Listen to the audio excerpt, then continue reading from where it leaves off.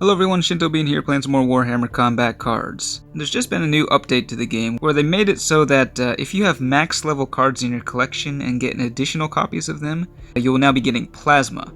And it's dependent on the rarity, as outlined in the blog post. So commons will get you 3 plasma, rares 10 plasma, epics 20 plasma, and a max level legendary will get you 100 plasma per copy.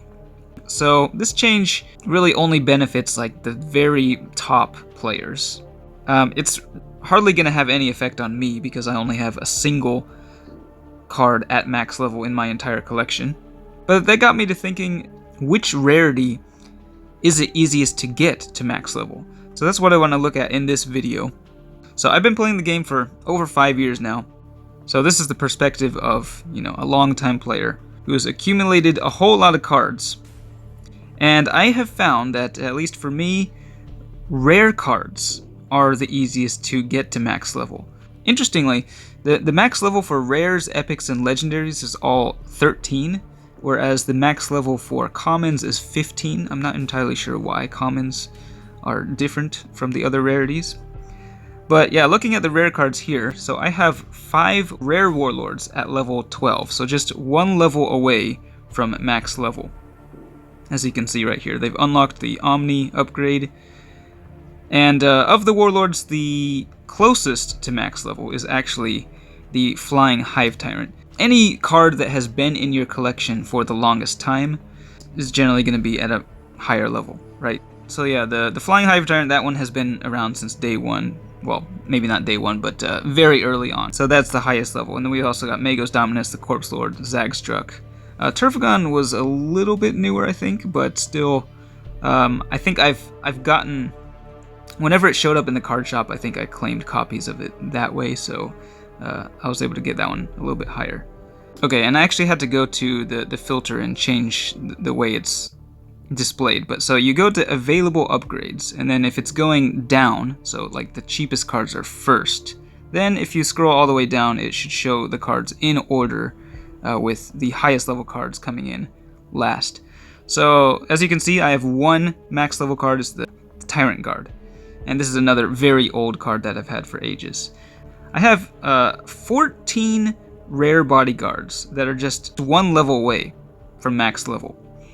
That's quite a few, and I still need a fair number of copies, so it will take a while to get there. But yeah, these are all of the cards that are like the closest to max level for me, and every single one of them is a rare card. We'll take a look at the other rarities in a moment, but of these cards, let's see which one is the closest to getting to max level. It looks like it's actually Illuminor Xeris of the Necrons, and I think that's because the Necrons do have a smaller card pool, so I've just gotten more copies of him. He's another old card as well. So yeah, rares are definitely the easiest to get to max level. Now let's take a look at commons, because you'd expect those to be easier to upgrade, right?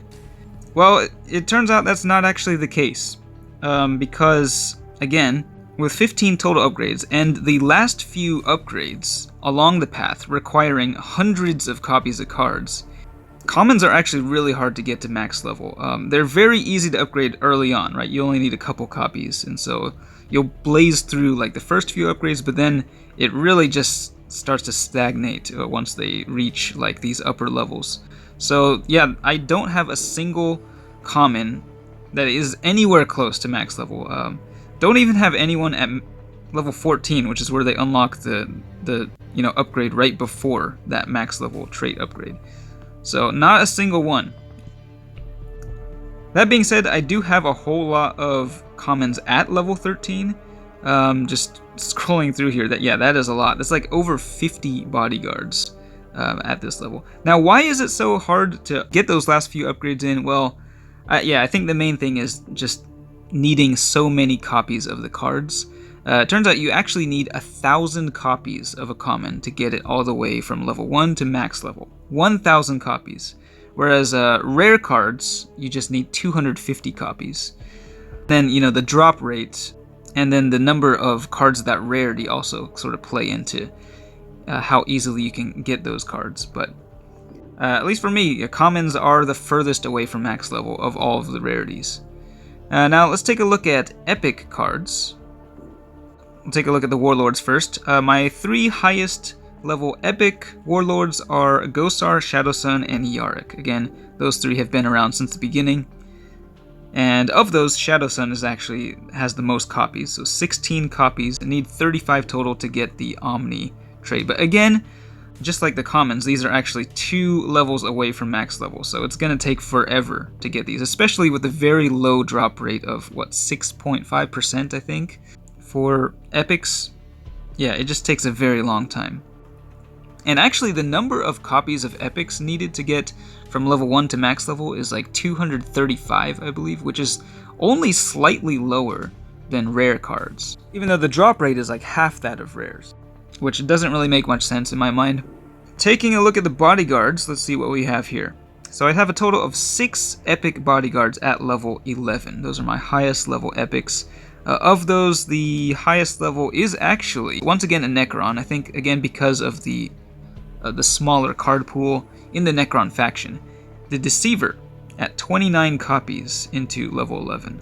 So yeah, that's just actually 6 cards away from getting that first Omni upgrade. But then again, it's going to take a whole lot longer to get to the max level with that epic card. The next one after that, we've got the Magus here, and then Kharn the Betrayer is one of my higher level epics as well. So yeah, epics definitely going to be a while. And that leaves us with the legendaries. Oh, the legendaries.